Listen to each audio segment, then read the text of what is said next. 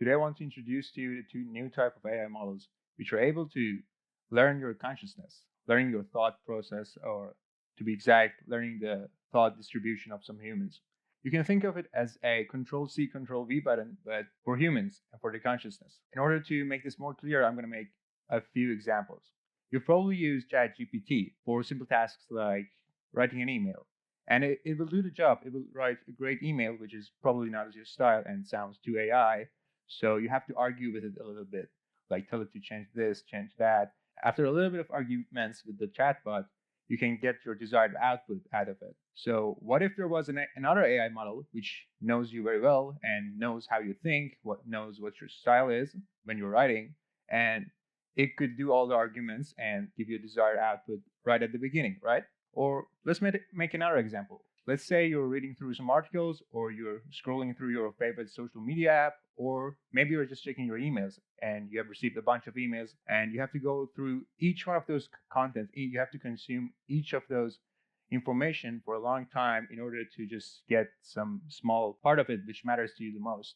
So what if there was a small copy of you, something that knows the distribution of your thoughts, knows that what's your concerns, and could just give you the things that matter to you the most. For example, the algorithms behind the social media app are usually designed to keep you on the app the longer, not to show you things that actually matter to you intellectually. So you could use another AI agent to filter them out. Or in terms of emails or messages, you will be able to see those emails or those text messages which matter to you the most and ignore the ones that you don't care about. Or imagine that everybody had one of these AI models. Each of these models has learned the distribution of their thoughts, which is a probability distribution. And right now we have a tool in mathematics which can measure how two distributions are similar to each other.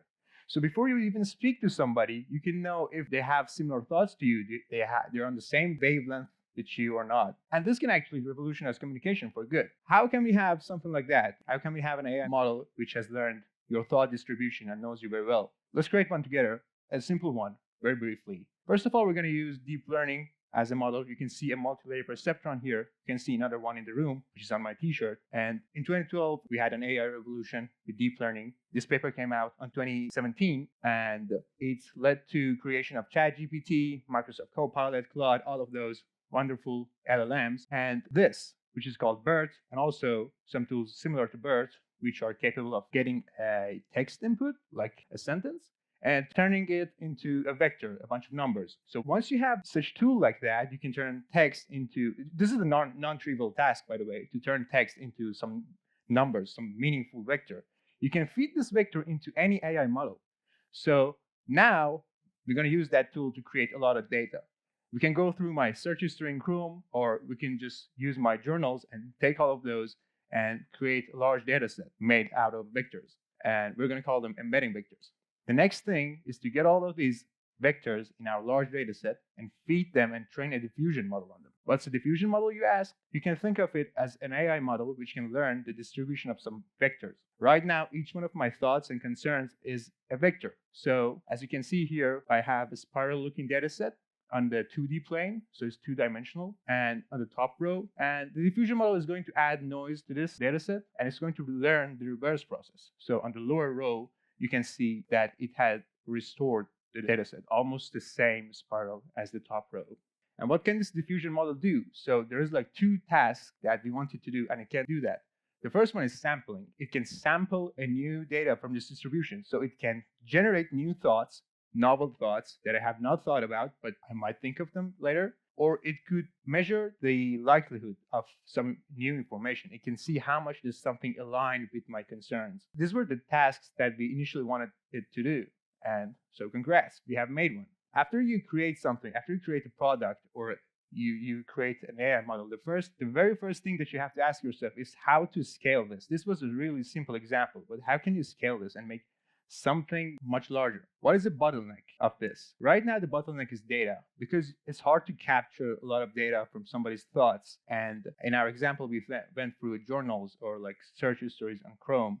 But I think this is not going to be an issue for long, because as you can see here, how many of you recognize this? This is a Neuralink chip, which was implanted on somebody's brain this year, and they could control a laptop using that. The way it works is it connects to the outermost layer on your brain called the cerebral cortex, which is responsible for capturing high-level thoughts, and it can sense the neural activity and send it over Bluetooth to a laptop or something else. So I think we're not far away from the future when you can download all of your thoughts in form of a large data set, and you can train a diffusion model or a much more complex model on them, and somehow copy your consciousness. And even if any of your loved ones pass away one day, you can still be able to feed information to their consciousness or generate new thoughts from them, which is unbelievable. Thank you, everyone.